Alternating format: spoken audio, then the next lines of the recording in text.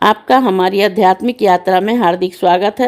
आप सुन रहे हैं शिव महापुराण, जो सनातन धर्म के ही अनमोल ग्रंथों में से एक है। इस श्रृंखला में हम आपके लिए ही इस दिव्य ग्रंथ के प्रत्येक अध्याय का शाश्वत पाठ प्रस्तुत करेंगे। आइए इस ज्ञान और धर्म की ही यात्रा को आरंभ करें। भगवान महादेव की महिमा और उपदेश से ही सजी इस पावन कथा के साथ ही ओम नमः शिवाय। 20वां अध्याय तिनके गणों के असुरों की युद्ध करना। व्यास जी बोले कि हे सर्वज्ञ सनत कुमार जी, यह तो आपने परम पावन महाप्रभु शंकर जी की ही बड़ी अद्भुत कथा सुनाई है। कृपा कर ही यह सब कहिए कि उस समय राहु उस पुरुष से छूटकर कहाँ गया। सूत जी कहते हैं कि जब अमित तेजस्वी व्यास जी ने उस महामुनि से ऐसा पूछा तो सनत कुमार जी ने कहा कि उससे छूटने पर वह बरबर नाम से ही विख्यात हो गया। मानो अपना नया जन्म पाकर ही उसने अपने को धन्य माना और धीरे धीरे जलंधर के पास गया। वहां जाकर उसने शंकर जी की सब चेष्टा करी। उसे सुन दैत्यराज को बड़ा ही क्रोध आया। उसने सब दैत्यों की सेना सजाने की आज्ञा दी।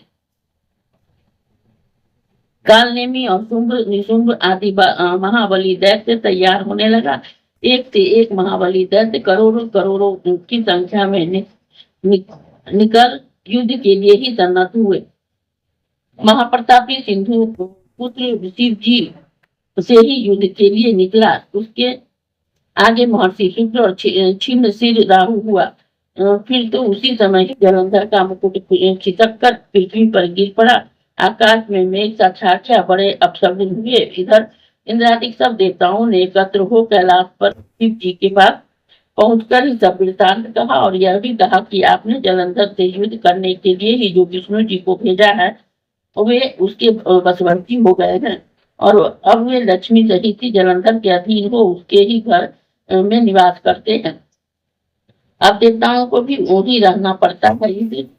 हम लोग अलक्षित होकर ही आपके पास आए हैं। अब वह भली सागर पुत्र आपसे युद्ध करने आ रहा है, अतः आप उसे मारकर ही हम सबकी रक्षा कीजिए। देवताओं से यह सुनकर ही शंकर जी ने विष्णु जी को बुलाया। विष्णु जी शीघ्र ही आप उपस्थित हुए। तब शिव जी ने विष्णु जी से पूछा कि हे ऋषिकेश, युद्ध में आपने जलंधर का संहार क्यों नहीं किया और वैकुंठ छोड़कर आप उसके घर में कैसे चले गए? मैंने तो आपको साधुओं की रक्षा के और खलों के निग्रह के लिए ही नियुक्त किया था। इससे आप सर्वथा ही स्वतंत्र और इच्छाधारी है। फिर आपने यह क्या किया? यह सुनकर विष्णु जी ने हाथ जोड़कर नम्रतापूर्वक भगवान शंकर से कहा कि उसे आपका अंशी और लक्ष्मी का प्राता होने के कारण ही मैंने नहीं मारा है। वह बड़ा ही वीर और देवताओं के अजय है। मैं सत्य कहता हूँ, उसे कोई भी मार नहीं सकता। इसी पर ही मुग्ध होकर मैंने उसे उसके घर में ही स्वयं निवास करने का वचन दे दिया और किसी कारण से वहां रहता हूँ। विष्णु जी के इस वचन को सुनकर भक्तवत्सल शंकर जी हंस पड़े। उन्होंने कहा कि हे सूर्यवर विष्णु, आप यह क्या कहते हैं? मैं उस दैत्य जलंधर को अवश्य मारूंगा, इससे कुछ भी संदेह नहीं है। अब आप सब देवता जलंधर को मेरे द्वारा ही मरा हुआ जानकर ही आप अपने स्थान को जाइए। जब भगवान शंकर ने ऐसा कहा तो सब देवता संदेह रहित वो अपने स्थान को चले गए। उसी तरह पराक्रमी जलंधर अपनी विशाल सेना के साथ ही पर्वत के समीप कैलाश को घेर सिंहनाद करने लगा।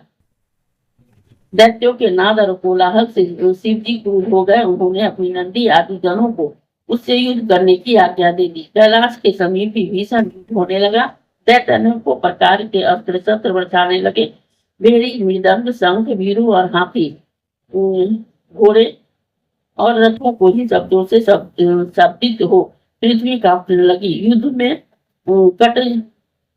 युद्ध में कट कर मरे हुए हाथी, घोड़े और पैदलों का ही पहाड़ लग गया। रक्त मांस का कीचड़ उत्पन्न हो गया, जिससे युद्ध भूमि और भी अगम्य हो गई। दैत्यों के आचार्य शुक्र जी अपने मृत संजीवनी विद्या से सब दैत्यों को जिलाने लगे। यह देखकर शिव जी के गण व्याकुल हो गए। और जाकर शुक्राचार्य को यह सब बात कर सुनाई। उसे भगवान रुद्र के क्रोध की सीमा न रही। वो अपने भयंकर रूप से दिशाओं को प्रज्वलित करने लगे। फिर तो उसी समय उसके मुख से ही एक बड़ी भयंकर तृतीया उत्पन्न हुई, जिसकी दोनों जंघाएं ताल वृक्ष के समान थी। वह युद्ध भूमि में ही जा सब असुरों का चर्वण करने लगे। अब युद्ध भूमि में ही इस प्रकार से विचरते हुए वह भृगु जी के भी समीप पहुंची और उन्हें शीघ्र ही अपनी योनि में गुप्त कर लिया।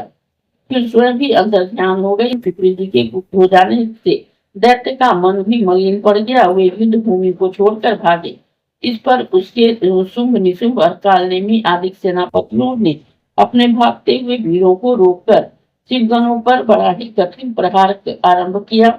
और ऐसा ही शिव जी इनके नंदी आदि वीर गणों ने भी, उसमें गणेश और स्वामी कार्तिकेय भी थे, अपने गणों को रोक रोक कर दैत्यों के भीषण युद्ध करना आरंभ किया।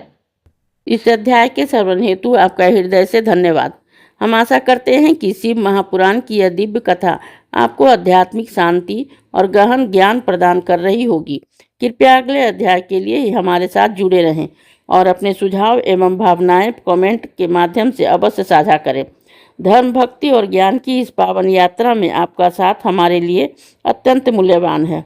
ओम नमः शिवाय। यदि यह प्रस्तुति आपको पसंद आई हो, लाइक करें, कमेंट करें, सब्सक्राइब जरूर करें, बेल आइकॉन दबाना ना भूलें ताकि अगला अध्याय आपसे छूटे नहीं। और इस पावन ज्ञान को ही शेयर करें अपने परिवार और मित्रों तक।